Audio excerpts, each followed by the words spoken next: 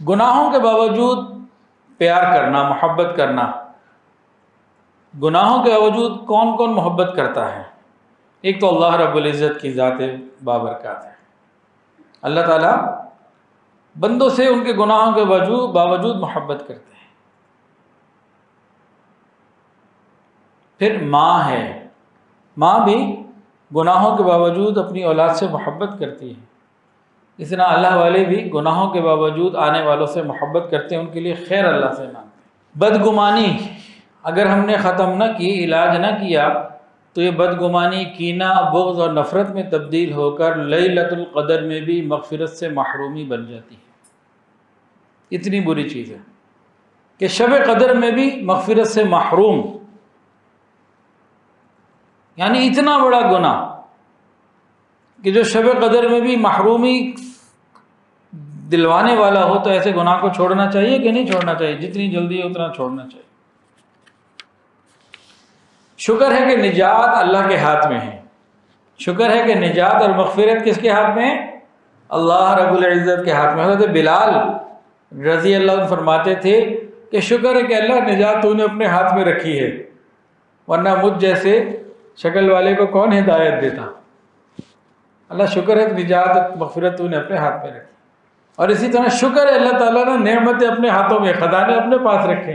اگر لوگوں میں تقسیم کر دیے جاتے تو سب کرپشن کی نظر ہو جاتے اور انسان خرچ نہ کرتا. یہ تو شکر ہے اللہ تعالیٰ نے نعمتیں اپنے پاس رکھی ہیں.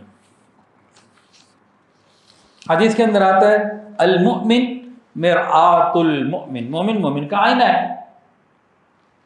اب اگر مجھے آپ کے اندر برائیاں نظر آ رہی ہیں تو کیا ہے؟ آپ میرے لیے آئینے کی مانند ہیں اور میں اپنے آپ کو دیکھ رہا ہوں. جب آئینے کے سامنے جائیں تو آئینہ کیا کرتا ہے؟ وہ ہمیں دکھا رہا ہوتا ہے.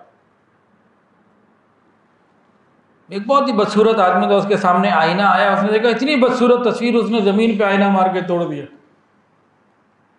کیونکہ بری تصویر اس میں نظر آ گئی. آئینہ کا تو کوئی کام نہیں ہے، وہ تو آپ کو جیسے آپ ہیں وہ دکھا رہے ہیں. المؤمن مرآۃ المؤمن، مومن مومن کے لیے آئینہ ہے. اب اس کے اندر بھی کئی نصیحتیں ہیں. نبی علیہ السلام کا یہ لفظ بڑا خوبصورت ہے، مومن مومن کے لیے آئینہ ہے. آئینے کے اندر کیا صفات ہیں؟ جب ہم آئینے کے سامنے جاتے ہیں تب ہی وہ ہمیں ہماری صفات دکھاتا ہے. جب ہم ادھر ادھر ہو جاتے ہیں پیچھے ہماری غیبت نہیں کرتا. ایک بات، جب ہم آئینے کے سامنے جاتے ہیں ہمیں اتنا ہی دکھاتا ہے جیسے ہم ہیں، نہ کم کرتا نہ زیادہ کرتا، جیسے ہے ویسے ہی دکھاتا. ہم آئینے کے سامنے جاتے ہیں، کوئی عیب ہو تو وہ صرف ہمیں بتاتا ہے، اوروں کو نہیں بتاتا، شور نہیں مچاتا. مومن مومن کے لیے آئینہ ہے تو ہمیں اس طرح کی صفات ہونی چاہیے.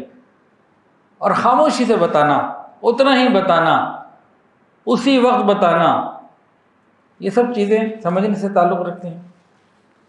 تو اگر ہمیں کسی مومن کے اندر برائیاں نظر آ رہی ہیں تو ہم تو اپنے آئینے کے سامنے کھڑے اپنے آپ کو دیکھ رہے ہیں.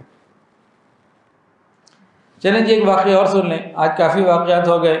حضرت مرزا مظہر جانے جانا رحمۃ اللہ علیہ ہمارے سلسلہ عالیہ نقشبندیہ کے بڑے بزرگوں میں سے، بہت بڑے پائے کے بزرگ تھے. ان کے خلیفہ تھے حضرت قاضی ثناء اللہ پانی پتی رحمۃ اللہ علیہ. محدث بھی تھے، مفسر بھی تھے، صوفی بھی تھے، قاضی بھی تھے. تو انہوں نے ایک تفسیر کی کتاب لکھی اپنے شیخ کے نام پر، تفسیر مظہری. تو حضرت خواجہ مرزا مظہر جانے جانا رحمۃ اللہ علیہ بہت بڑے درجے کے بزرگ تھے.